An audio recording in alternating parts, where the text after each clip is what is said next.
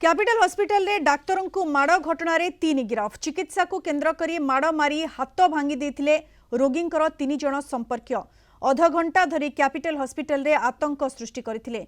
अभियोग अनुसार आज संध्या प्राय 5:10 समय रे निमापड़ार देवव्रत राउत दुर्घटनाग्रस्त होई कैपिटल हॉस्पिटल आसीथिले। सेतेबेले प्रथमे तांकू कैजुअलिटी रे चिकित्सा करी एक्सरे पई पठा जायथिला। तापरे से आउटडोर डाक्तरों को देखाइबाकू जायथिले हेले सेतेबेलकू आउटडोर समय सरी जायथिला। डाक्तर तांकू कैजुअलिटी रे जे देखाइबा पई कहिले हेले से माने डाक्तरों को कथा न सुनी गाली गुलज करबा सह हेलमेट रे 3 जन डाक्तर जन्मेजय मिश्र को बाड़ी तांको हाथ भांगी देथिले। सेबळे डाक्तर स्वागत नारायण दास को भी माड़ मारी मुह फटाई देथिबा बेले ड्रेसर रमाकांत बळंक दांत भांगी दैछंती। सेठी थिबा सुरक्षाकर्मी छड़ाइबाकू चेष्टा करबा बेलकू तांको मुह फटाई दैछंती।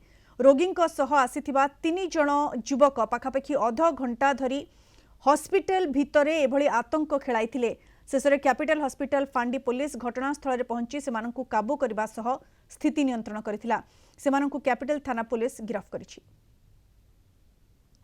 पीडी आवारे निमापड़ारू जने रोड ट्रैफिक एक्सीडेंट हेगी माने हमर पेशेंट आसीथिले तो जेहेतु रोड ट्रैफिक एक्सीडेंट होची गोटे लीगल केस तो ता पई तार जो जहां भी इन्वेस्टिगेशन एक्सरे हला सीटी स्कैन हला से जागा सब ताको पठा जाइतिला। सेटा आसीबारे 5टा पर हे जाइतिला तार सब जिंस पत्र इन्वेस्टिगेशन आसीबारे तो जेतेबे से 5टा पर ओपीडी को आसीथिला तो डॉक्टर जे थिले ड्यूटी डॉक्टर जेहेतु ओपीडी रो कार्य समय 9 रु 5 तेणु जे आमर ड्यूटी डॉक्टर थिले से तांको कैजुअलिटी जे पई कहिथिले जे भी थिले तांको सहित से कोन होइतिले उत्क्षिप्त होइकी प्रथमे बच्चा साइतिला तापरे से डॉक्टर को आमर जो थिले सिटी अटेंडेंट थिले आमर जे कि वार्ड अटेंडेंट तांकर गोटे हेलमेट नहीं की से डॉक्टर को अटैक करथिले आक्रमण करथिले एवं से आक्रमण रे हमर जे डॉक्टर अछंती ऑर्थोपेडिक विभाग रो डॉक्टर जन्मेजय तांकर हाथ पापुली रो दुईटे हाड़ भांगी जाइछि तांकू बंचे को जाय कि हमर जे ओटी अटेंडेंट